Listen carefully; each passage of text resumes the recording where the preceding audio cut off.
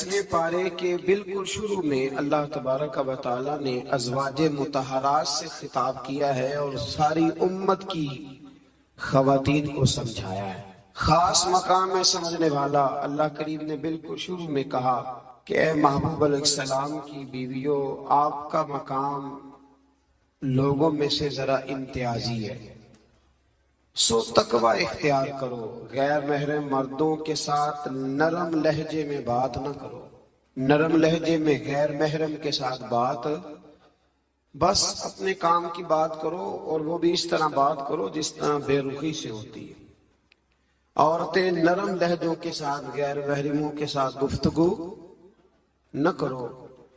اور پھر ارشاد فرمایا جا رہا ہے کہ ضرورت کے مطابق بات کرو، زیادہ بات بھی نہ کرو، اپنے گھروں میں رہو اور زمانہ جاہلیت کی طرح زیب و زینت کی نمائش نہ کرو۔ نماز اور زکوٰۃ، اللہ اور اس کے رسول صلی اللہ علیہ وسلم کی اطاعت پر کاربند رہو، اور جو ایسا کریں گی تو ان کو دوہرا اجر ملے گا، اور ان کے لیے آخرت میں عزت کی روزی کا مقام ہے، روزی کا اہتمام ہے۔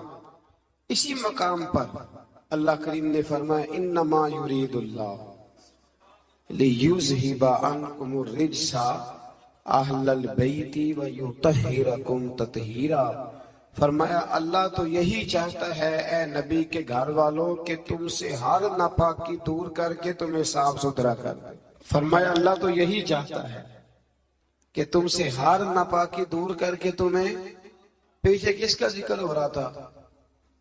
ازواج مطہرات کا، نبی پاک علیہ السلام کی۔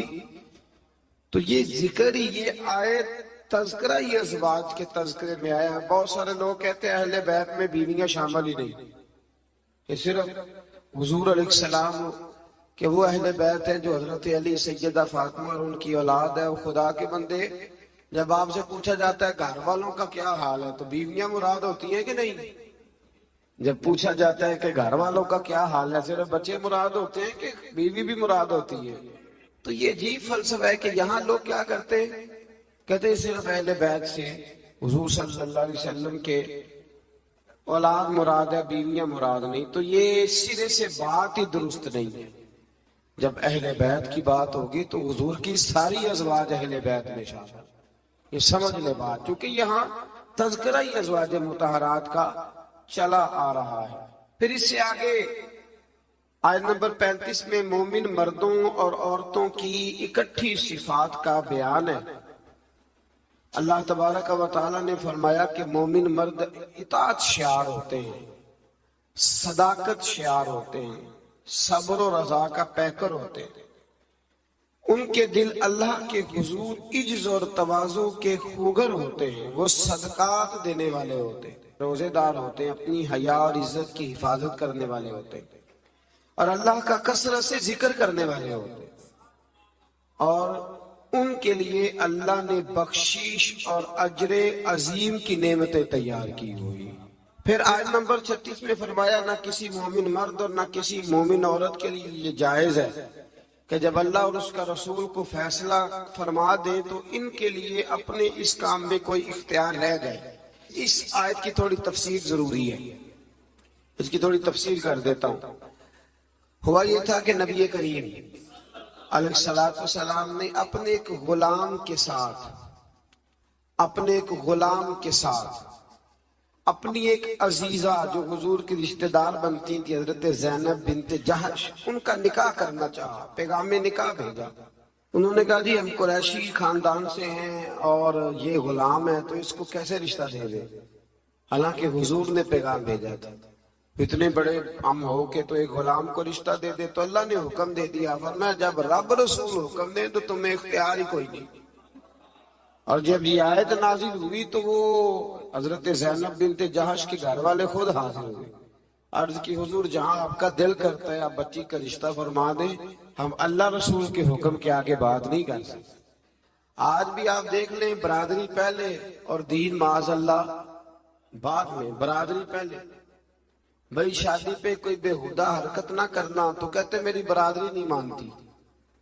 یہ بڑا خطرناک جملہ ہے، یعنی ایک طرف نبی پاک کی شریعت اور دوسری جانب برادری تو یہ مطلب آپ اندازہ کر لیں کہ یہ بات کہاں تک جاتی. آپ نے اس میں سے اختیار کسے کیا؟ ہماری برادری وہی ہے جس برادری میں حضرت بلال حبشی شامل ہے، حضرت صہیب رومی اور عمار یاسر شامل. وہ ہماری برادری ہے، ایک ہوں مسلم حرم کی پاسبانی کے لیے. اللہ توفیق عطا فرمائے.